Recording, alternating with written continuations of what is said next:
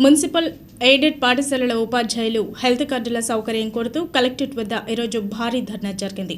STU ఆధ్వర్యంలో జరిగిన ఈ ఆందోళనలో ఉపాధ్యాయులు పెద్ద సంఖ్యలో పాల్గొన్నారు. ఉద్యోగులందరికీ హెల్త్ కార్డు సౌకర్యం కల్పిస్తున్న ప్రభుత్వం మున్సిపల్ ఎయిడెడ్ ఉపాధ్యాయులకు మొండిచేయి చూపిందని ఎస్టీయూ జిల్లా కార్యదర్శి జోసెఫ్ సుధీర్ కుమార్ మండిపడ్డారు. ఎయిడెడ్ మున్సిపల్ ఉపాధ్యాయులు కలెక్టరేట్ వద్ద నిర్వహించిన ధర్నా కార్యక్రమంలో ఆయన మాట్లాడారు. ప్రభుత్వ పంచాయతీ గురుకుల పాఠశాల ఉపాధ్యాయులకు 174 జీవో ద్వారా హెల్త్ కార్డు అవకాశాన్ని ప్రభుత్వం కల్పించిందన్నారు. అదే తరహాలో మున్సిపల్ ఎయిడెడ్ ఉపాధ్యాయులకు వర్తింపచేయాలని, అప్పటి వరకు ఆందోళన తప్పదని సుధీర్ కుమార్ హెచ్చరించారు. కేంద్ర ప్రభుత్వ ఉద్యోగస్తులకు అందుకు ఇస్తుంది. అలాగనే రాష్ట్ర ప్రభుత్వం కూడా రాష్ట్రంలో పనిచేస్తున్న 0108 ద్వారానే కాకుండా గ్రాంటిన్ ఎయిడ్ ద్వారా పొందుతున్న ఎయిడెడ్ ఉపాధ్యాయులకు కూడా వెంటనే మెడికల్ కార్డులు ఇవ్వాలని డిమాండ్ చేస్తున్నాం. దానిలో భాగంగా మరి ఈరోజు ఎయిడెడ్ ఉపాధ్యాయులు పూర్వకాలం స్వాతంత్రం రాకముందు విద్యని అందించాలనే అంశంతో ఏర్పడి ఈరోజు అందరికీ సమాజానికి దిశాదశను చూపించిన వాళ్ళు అక్కడ పనిచేసే ఉపాధ్యాయులకి ఈ ఎయిడెడ్ ఉపాధ్యాయులకు హెల్త్ కార్డులు లేకపోవడం చాలా దురదృష్టకరం. అన్నదాతలు ఆత్మహత్యలకు పాల్పడవద్దని కలెక్టర్ సురేష్ కుమార్ హితవు పలికారు. ఎవరూ అధైర్యపడవద్దని, అందరికీ అన్నం పెట్టే అన్నదాతను ప్రభుత్వం ఆదుకుంటుందని ఆయన భరోసా ఇచ్చారు. విపత్తులతో పంట నష్టపోయిన రైతులు మనస్తాపంతో ఎటువంటి అఘాయిత్యాలకు ఒడిగట్టవద్దని జిల్లా కలెక్టర్ సురేష్ కుమార్ భరోసా ఇచ్చారు. బాధిత రైతులకు యుద్ధ ప్రాతిపదికన పరిహారం అందించేందుకు కృషి చేస్తున్నామని చెప్పారు. నీలం తుఫానుకు సంబంధించిన 17.5 కోట్ల రూపాయల పరిహారాన్ని బాధిత రైతుల బ్యాంక్ అకౌంట్లో వారంలో వేస్తామని చెప్పారు. అలాగే గత తుఫానులకు సంబంధించిన 13 కోట్ల రూపాయల పరిహారం రావాల్సి ఉందని, అందుకు చర్యలు తీసుకుంటున్నట్లు వెల్లడించారు. పంట నష్టంతో ఆత్మహత్యలకు పాల్పడిన రైతులను గుర్తించిన అనంతరం కుటుంబానికి న్యాయం చేస్తామని చెప్పారు. పంట నష్ట అంచనాలో రైతులు, రైతాంగ, ప్రజా, స్వచ్ఛంద సంస్థల ప్రతినిధులు సానుకూలంగా సహకరించాలని కలెక్టర్ సురేష్ కుమార్ కోరారు.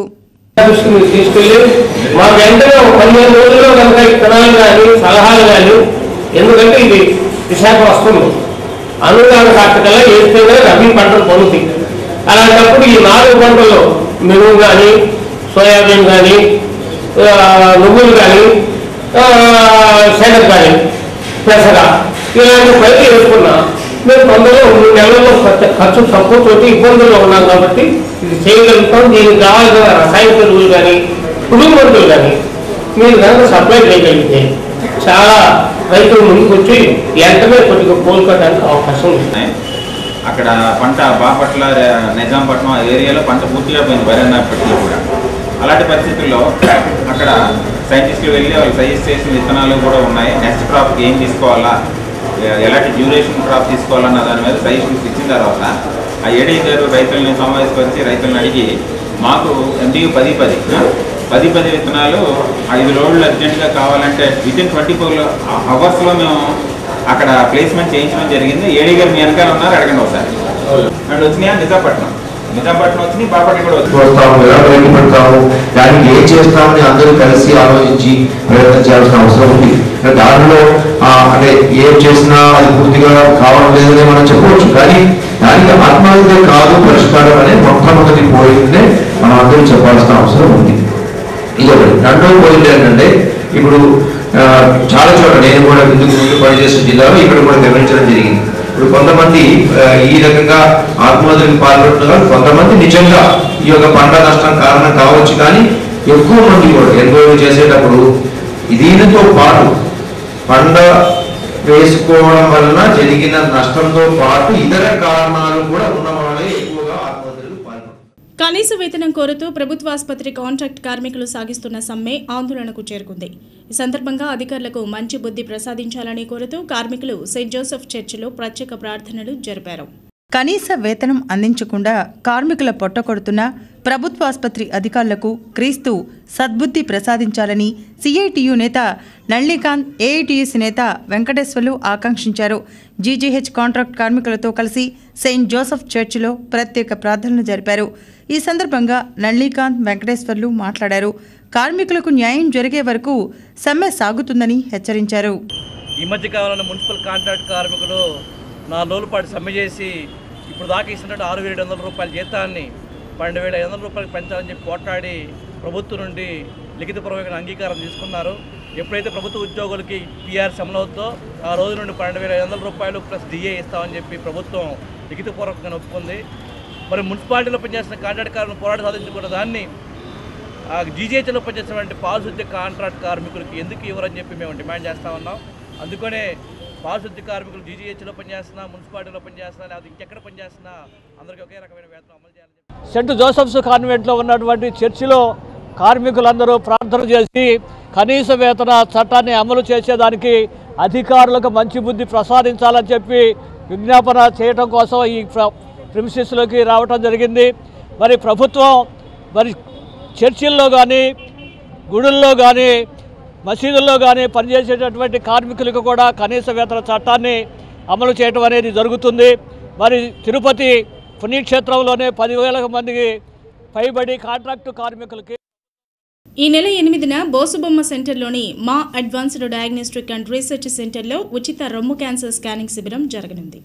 బుధవారం స్కానింగ్ సెంటర్లో ఏర్పాటు చేసిన విలేకరుల సమావేశంలో మాస్కాన్ రేడియాలజిస్ట్ డాక్టర్ ఆదినారాయణ మాట్లాడారు. ఇంటర్నేషనల్ రేడియాలజీ దినోత్సవం సందర్భంగా 8వ తేదీన తలపెట్టిన ఉచిత రొమ్ము క్యాన్సర్ స్క్రీనింగ్ అవకాశాన్ని ముందుగానే పేర్లు నమోదు చేసుకుని బాధిత మహిళలు సద్వినియోగం చేసుకోవాలన్నారు.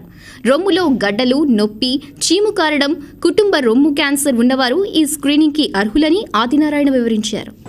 ఈ నెల 8వ తారీఖున 10 గంటల నుండి 5 గంటల వరకు ఉచిత రొమ్ము క్యాన్సర్ స్కానింగ్ శిబిరంను మా advanced diagnostic research centre Kothapeta Bosubomma centre నందు నిర్వహిస్తున్నాము. ఈ నవంబర్ 8ని సెకండ్ ఇంటర్నేషనల్ రేడియాలజీ డేగా పరిగణించడం మూలాన ఈ సందర్భంగా ఈ ఉచిత రొమ్ము క్యాన్సర్ స్కానింగ్ శిబిరాన్ని కండక్ట్ చేస్తున్నాము. అయితే ముఖ్యంగా ఈ స్త్రీలలో రొమ్ములో గడ్డలున్న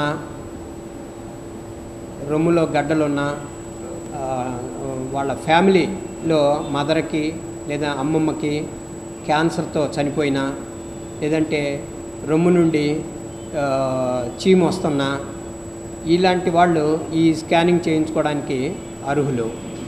సో ఈ అవకాశాన్ని వినియోగించుకోవాల్సిందిగా ప్రార్థిస్తున్నాం. అయితే దీనికి ఈ నెంబర్స్కి కాల్ చేసి అపాయింట్మెంట్ తీసుకున్నచో ఇబ్బంది లేకుండా స్కానింగ్ చేయడానికి వీలవుతుంది. పెదకూరపాడు ఎమ్మెల్యే కొమ్మాలపాటి శ్రీధర్ జన్మదిన వేడుకలు గుంటూరులో ఘనంగా జరిగాయి. ఈ సందర్భంగా పలువురు టీడీపీ నేతలు, కార్యకర్తలు ఆయనను ఘనంగా సత్కరించారు. పుట్టినరోజు శుభాకాంక్షలు తెలిపారు. ప్రజాసేవే లక్ష్యంగా రాజకీయాలలో నిరంతరం కొనసాగుతానని పెదకూరపాడు ఎమ్మెల్యే కొమ్మాలపాటి శ్రీధర్ చెప్పారు. కొమ్మాలపాటి జన్మదిన వేడుకలు గుంటూరులో ఘనంగా జరిగాయి. ఎమ్మెల్యే కార్యాలయంలో కేక్ కట్ చేసి పంచుకున్నారు.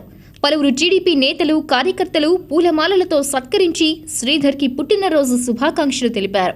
ప్రజల అండతో ఉన్నత స్థితికి చేరిన తాను వారి సంక్షేమం కోసం నిరంతరం కృషి చేస్తానని కొమ్మాలపాటి తెలిపారు. ఎంతోమంది మా సంస్థలో పనిచేసే ఉద్యోగులు కానివ్వండి, మా నియోజకవర్గ అదేవిధంగా జిల్లాలోనే ఉన్న ప్రజల అభినందనలు ఎల్లువెత్తినాయి.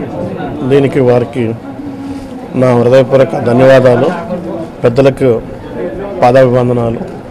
అదేవిధంగా మా నాయకుడు నారా చంద్రబాబు నాయుడు గారు కూడా ఇప్పుడే విషెస్ తెలియజేశారు. వారికి కూడా సర్వదా కృతజ్ఞుడిని.